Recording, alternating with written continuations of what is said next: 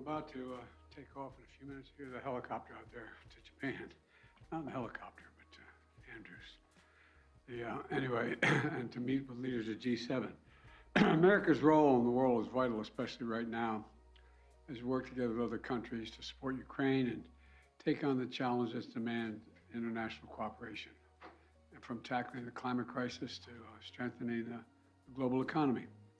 And before I leave, I wanted to say a word about the status of negotiations with the congressional leaders. We had a productive meeting yesterday, and with all four leaders in the Congress. It was civil and respectful, and everyone came to the meeting, I think, in good faith. I'm confident that we'll get the agreement on the budget, that America will not default. And every leader in the room understands the consequences if we fail to pay our bills. And it would be catastrophic for the American economy and the American people if we didn't pay our bills. And I'm confident everyone in the room agreed with the speaker, from the speaker to the majority leader, to the majority leader in the House and the Senate, the majority leader in the Senate, the minority leader in the Senate, as well as the leader, the Democratic leader in the House, that we're going to come together because there's no alternative to do the right thing for the country. We have to move on. And to be clear, this negotiation is about the outlines of what the budget will look like, not about whether or not we're going to, in fact, pay our debts. The leaders have all agreed we will not default. Every leader has said that. And I'm proud of the progress my administration has made. We've reduced the deficit in the first 2 years by $1.7 trillion in the first 2 years. And I proposed a budget that would reduce another $3 trillion over the next decade.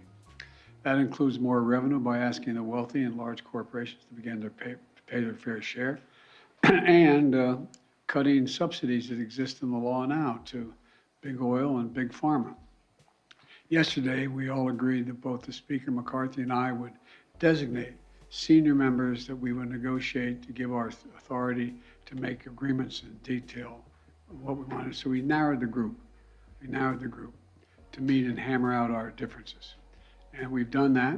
In fact, they met last night, and they're going to be meeting again today. and I'll be in constant contact with my team while I'm at the G7, and I'll be in close touch with Speaker McCarthy and other leaders as well. Now, what I have done, in anticipation that we won't get it all done till I get back, is I've cut my trip short in order to be for the final negotiations and sign the deal with the majority leader. I made clear that, and I'll say it again, America is not a deadbeat nation. We pay our bills. The nation has never defaulted on its debt, and it never will. And we're going to continue these discussions with congressional leaders in the coming days until we reach an agreement, and I'll have more to say about that on Sunday when I have a press conference on this issue. As it stands now, the intention is to go to the G7, be back here on Sunday, hold a press conference, and in the meantime, I've spoken to the Australian leader Albanese, and I'm going to be seeing him at the G7. He'll be there as well, along with the Indian Prime Minister and along with the Japanese as well. So the Quad members will be there. We'll get a chance to talk separately at the meeting, but it's unlikely I'm going to be going on to Australia. So thank you very much. Mr. President, what about work requirements specifically are you still considering? It sounds like it's still on the table and you haven't ruled it out. Which would you be willing to accept? Well, I'm not going to accept any work requirements that's going to impact on medical health needs of people.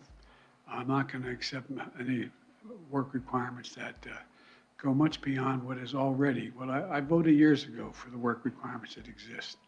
But it's possible there could be a few others, but not anything of any consequence. Thank you. What message does this send to PNG and to Australia? I know that it was important to you to focus on Asia in this trip, but this is having to be put aside. Is this almost a win for China? No, because we're still meeting. We still have four good allies. Will you be announcing new sanctions from Russia during the G7? With President Xi soon, sir? Whether it's soon or not, we will be meeting. You will be meeting or you will be speaking?